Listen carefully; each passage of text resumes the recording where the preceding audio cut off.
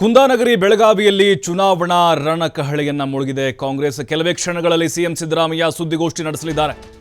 ಬೆಳಗಾವಿಯ ಖಾಸಗಿ ಹೋಟೆಲ್ನಲ್ಲಿ ಪ್ರೆಸ್ ಮೀಟ್ ನಡೆಯುತ್ತೆ. ಬಹಳ ಇಂಪಾರ್ಟೆಂಟ್ ಇದು. ಮುಖ್ಯಮಂತ್ರಿಗಳು ಯಾವುದೋ ಮಹತ್ವದ ವಿಚಾರವನ್ನು ರಾಜ್ಯದ ಜನತೆ ಮುಂದೆ ಇಡ್ತಾರೆ. ಕೆಲವೇ ಕ್ಷಣಗಳಲ್ಲಿ ಮುಖ್ಯಮಂತ್ರಿಗಳ ಪ್ರೆಸ್ ಮೀಟ್ ಶುರುವಾಗುತ್ತೆ ಬೆಳಗಾವಿಯ ಖಾಸಗಿ ಹೋಟೆಲ್ನಲ್ಲಿ. ಯಾವ ವಿಚಾರ ಪ್ರಸ್ತಾಪ ಮಾಡಬಹುದು? ಸಿಎಂಗೆ ಡಿಸಿಎಂ ಡಿಕೆ ಶಿವಕುಮಾರ್ ಹಾಗೆ ಉಸ್ತುವಾರಿ ಸುರ್ಜೇವಾಲಾ ಕೂಡ ಸಾಥನ್ನು ಕೊಡ್ತಾರೆ. ಸಿದ್ದರಾಮಯ್ಯ ಮತ್ತು ಡಿಕೆ ಶಿವಕುಮಾರ್ ಸುದ್ದಿಗೋಷ್ಠಿಯತ್ತ ಎಲ್ಲರ ಚಿತ್ತ ಇದೆ. ತೀವ್ರ ಕುತೂಹಲ ಕೆರಳಿಸಿದೆ ಕಾಂಗ್ರೆಸ್ ನಾಯಕರ ಸುದ್ದಿಗೋಷ್ಠಿ. ಅಂದರೆ ಇವತ್ತು ಬಹಿರಂಗ ಪ್ರಚಾರಕ್ಕೆ ಕೊನೆ ದಿನ ಅಲ್ವಾ?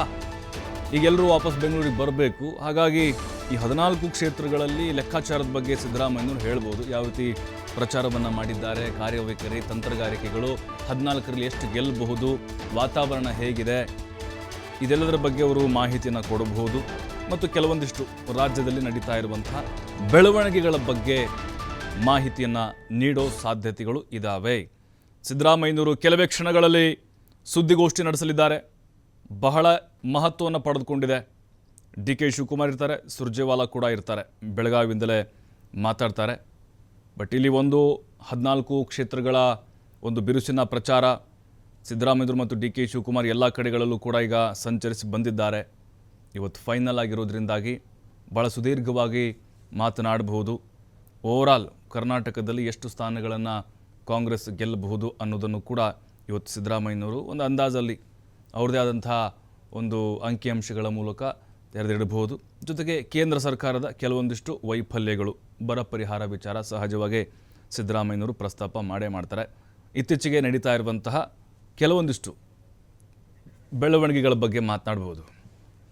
ಮತ್ತಷ್ಟು ಮಾಹಿತಿ ಶ್ರೀಧರ್ ನೀಡ್ತಾರೆ. ಶ್ರೀಧರ್, ಇವತ್ತಿನ ಸುದ್ದಿಗೋಷ್ಠಿ ಎಷ್ಟು ಮಹತ್ವ ಪಡೆದುಕೊಂಡಿದೆ? ಇವತ್ತು ಚುನಾವಣಾ ಬಹಿರಂಗ ಪ್ರಚಾರ ಅಂತ್ಯ ಆಗ್ತಾ ಇರೋದ್ರಿಂದಾಗಿ ಚುನಾವಣಾ ವಿಚಾರಕ್ಕೆ ಜಾಸ್ತಿ ಒತ್ತನ್ನು ಕೊಡಬಹುದು, 14 ಕ್ಷೇತ್ರಗಳ ಬಗ್ಗೆನೇ ಮಾತಾಡಬಹುದು ಅಂತ ಅನಿಸ್ತಾ ಇದೆ ಸಿದ್ದರಾಮಯ್ಯನವರು. ಖಂಡಿತವಾಗಿಯೂ ಪ್ರಭು, ಇವತ್ತು ಕರ್ನಾಟಕದಲ್ಲಿ 2ನೇ ಹಂತದ ಏನು ಚುನಾವಣೆ ನಡೀತಾ ಇದೆ. ಮೇ 7ನೇ ತಾರೀಕಿಗೆ ಒಂದು ಮತದಾನ ಇರತಕ್ಕಂತ ಹಿನ್ನೆಲೆಯಲ್ಲಿ ಇವತ್ತು ಬಹಿರಂಗ ಪ್ರಚಾರ ಅಂತ್ಯವಾಗಲಿದೆ. ನಿನ್ನೆ ಅಷ್ಟೇ ಸಿಎಂ ಸಿದ್ದರಾಮಯ್ಯ ಬೆಳಗಾವಿಗೆ ಆಗಮಿಸಿದರು. ಚಿಕ್ಕೋಡಿಯಲ್ಲಿ ಕಾಂಗ್ರೆಸ್ ಅಭ್ಯರ್ಥಿ ಪರವಾಗಿ ಚುನಾವಣಾ ಪ್ರಚಾರವನ್ನು ನಡೆಸಿದ್ರು. ಜೊತೆಗೆ ತಡರಾತ್ರಿ ಬೆಳಗಾವಿಯ ಒಂದು ಖಾಸಗಿ ಹೋಟೆಲ್ನಲ್ಲಿ ಒಂದು ವಾಸ್ತವ್ಯ ಹೂಡಿದ್ದಾರೆ. ಇವತ್ತು ಪ್ರಮುಖವಾಗಿ ಬೆಳಗ್ಗೆ 9 ಖಾಸಗಿ ಹೋಟೆಲ್ನಲ್ಲಿ ಒಂದು ಸುದ್ದಿಗೋಷ್ಠಿಯನ್ನ ಸಿಎಂ ಸಿದ್ದರಾಮಯ್ಯನವರು ಕರೆದಿದ್ದಾರೆ. ಸಿಎಂ ಸಿದ್ದರಾಮಯ್ಯನವರಿಗೆ ಉಪಮುಖ್ಯಮಂತ್ರಿ ಡಿಕೆ ಶಿವಕುಮಾರ್ ಮತ್ತು ರಾಜ್ಯ ಉಸ್ತುವಾರಿಯಾಗಿರ್ತಕ್ಕಂಥ ರಣದೀಪ್ ಸಿಂಗ್ ಸುರ್ಜೇವಾಲಾ ಸೇರಿದಂತೆ ಸ್ಥಳೀಯ ನಾಯಕರು ಸಾಥ್ ಕೊಡಲಿದ್ದಾರೆ ಅಂತ ಹೇಳ್ಬೋದು. ಇನ್ನು 2ನೇ ಹಂತದ ಮತದಾನ ನಡೆಯುವಂತಹ 14 ಲೋಕಸಭೆಯ ಲೋಕಸಭೆಗಳಿದಾವೋ ಅಲ್ಲಿ ಕಾಂಗ್ರೆಸ್ನ ಈವರೆಗೆ ನಡೆದಂತ ಚುನಾವಣಾ ಪ್ರಚಾರ ಆಗಿರ್ಬೋದು, ಅಲ್ಲಿ ಕಾಂಗ್ರೆಸ್ ಅಭ್ಯರ್ಥಿಗಳ ಪರವಾಗಿರ್ತಕ್ಕಂಥ ವಾತಾವರಣ ಆಗಿರ್ಬೋದು, ಈ ಎಲ್ಲಾ ವಿಚಾರಗಳ ಬಗ್ಗೆ ಇವತ್ತು ಸಿಎಂ ಸೇರಿದಂತೆ ಡಿಸಿಎಂ ಮತ್ತು ಸುರ್ಜೇವಾಲಾ ಮಾತನಾಡಿದ್ದಾರೆ ಅಂತ ಹೇಳ್ಬೋದು. ಅದರೊಂದಿಗೆ ಪ್ರಸಕ್ತ ರಾಜಕೀಯ ಬೆಳವಣಿಗೆ ವಿಚಾರವಾಗಿ ಕೂಡ ಸಿಎಂ ಮಾತನಾಡುವಂತ ಸಾಧ್ಯತೆಗಳಿದಾವೆ. ಆದ್ರೆ ಸಿಎಂ ಕರೆದಿರ್ತಕ್ಕಂಥ ಸುದ್ದಿಗೋಷ್ಠಿ ಸಾಕಷ್ಟು ಒಂದು ಮಹತ್ವ ಪಡೆದುಕೊಂಡಿದೆ. ಯಾಕಂದ್ರೆ ಪ್ರಮುಖವಾಗಿ ರಾಜ್ಯದಲ್ಲಿ ನಡೆದಂತ ಏನು ಲೋಕಸಭಾ ಚುನಾವಣೆಯಲ್ಲಿ ಮೋದಿ ಗ್ಯಾರಂಟಿ ಹೊರತು ಸಿದ್ದರಾಮಯ್ಯ ಗ್ಯಾರಂಟಿ ಅನ್ನುವಂತ ಒಂದು ರಾಜಕೀಯ ಲೆಕ್ಕಾಚಾರಗಳೇನು ನಡೆದಿದ್ವು. ಆ ನಿಟ್ಟಿನಲ್ಲಿ ಕಾಂಗ್ರೆಸ್ ನಾಯಕರು ಸಿದ್ದರಾಮಯ್ಯ ಅವರ 5 ಗ್ಯಾರಂಟಿಗಳನ್ನ ಮುಂದಿಟ್ಟುಕೊಂಡು ಮತಬೇಟೆಯನ್ನು ನಡೆಸಿದ್ರು.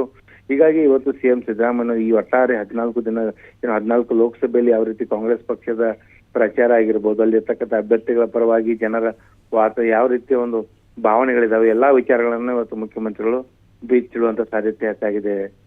ಪ್ರಭು, ಥ್ಯಾಂಕ್ ಯು ಶ್ರೀಧರ್ ಮಾಹಿತಿಗಾಗಿ.